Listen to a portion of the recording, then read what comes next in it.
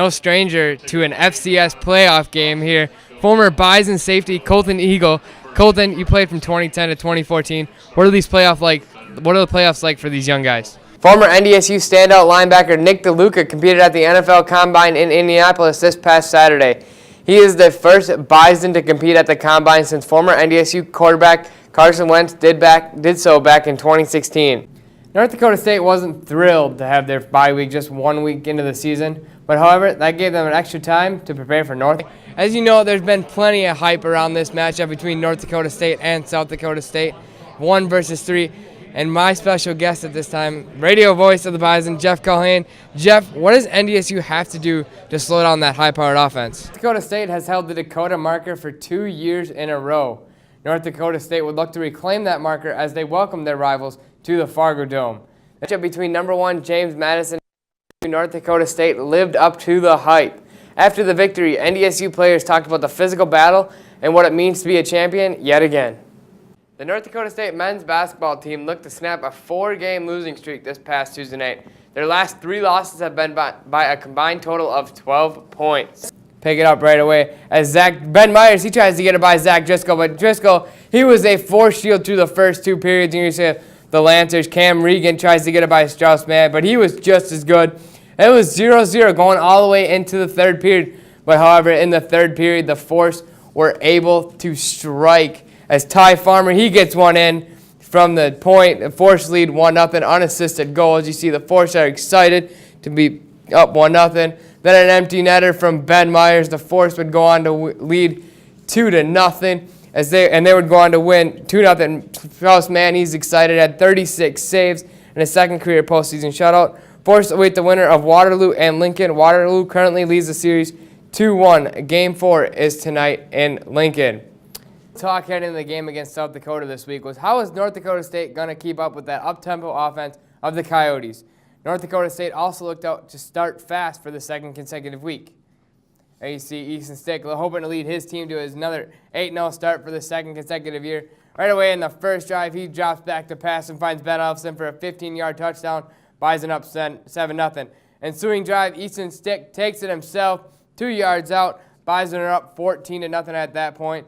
Later on in the first quarter, Easton Stick rolls out, finds Brock Robbins in the end zone. The Bison are up 21-0 at that point. Here you see Ty Brooks taking it to the house from 35 yards out, untouched. The Bison lead 28-7 at that point. And later on, just before the end of the half, Easton Stick rolls out to his right, finds Ben Elfson, and becomes NDSU's all-time leading touchdown passer with 40 for his career. There you see him taking another one to the house. The Bison would go on to win 59-14. Easton Stick was 12-19, 176 yards, 3 touchdowns through the air, and 2 touchdowns on the ground. Also Lance Dunn, 12 carries for 114 yards. North Dakota State will welcome the Penguins of Youngstown State to the Fargo Dome this weekend. Penguins are giving up 223 yards through the air and 30 points per game. The Bison have only been held under 30 points twice this season against Illinois State and South Dakota State. They will be going for their 7th straight victory against the Penguins. On the ground, the Penguins are giving up an average of 151 yards per game. Head coach Chris Kleiman knows that it's always tough to run the football against a Bo Pelini defense. They're a really difficult team to run the football against, and that's what we need to be able to do is run the ball. If we have to throw it 40, 50 times against what they do in pass defense, it'll be a struggle for us, so we have to find a way to run the football against a Bo Pelini defense. With a win, the Bison will clinch at least a share of their 8th straight Missouri Valley Conference championship. Record could be broken this game as Easton Stick needs 86 yards to break the Missouri Valley Conference record for rushing yards by a quarterback for their career. NDSU Volleyball traveled to Brookings, South Dakota this past weekend to take on their bitter rivals, South Dakota State. Bison handled the match with an ease, winning 3-1 in 4 sets. NDSU and SDSU split the first 2 sets. Then NDSU took over to win the final 2 sets, both with a score of 25-19. Alexis Bachmeyer finished with 17 kills and 20 digs, and Abby Close finished with an ace and 17 digs for the Bison. For the Jackrabbits, Mackenzie Hennon finished with 16 kills and 10 digs, and Ellie Thine had an ace and 22 digs. After hosting the Summit League soccer tournament for the past 2 seasons, The North Dakota State women's soccer team will be traveling down to Brookings, South Dakota. They received the 3 seed and are currently taking on the number 2 seed Denver. Last season, these two teams met with the right to go to the NCAA tournament. Pioneers went on to win the match 2-1 and received the automatic berth into the NCAA tournament when these two teams met this past season in Fargo. NDSU jumped out to an early 2-goal lead in the first half. However, in the second half, Denver scored 3 unanswered goals and won 3-2 in overtime. This game is currently in progress in the second half, and the Pioneers lead the Bison 2-0. And the winner of this game will move on to face Omaha, who beat South Dakota State 3-1 earlier today. Then they will play the championship game Saturday at 12 p.m. in Brookings. The 2018-2019 men's basketball season kicks off tonight at home as they host the Cobbers of Concordia Moorhead for the 7th time in the last 9 seasons. Last year, the Bison defeated the Cobbers 95-46 and have won last 7 meetings by an average of 34 points. Bison got good news this week as transfer guard Jordan Horn was officially cleared to play this season. Horn was scheduled to sit out this season due to the NCAA's transfer policy, which requires all transfers to sit out.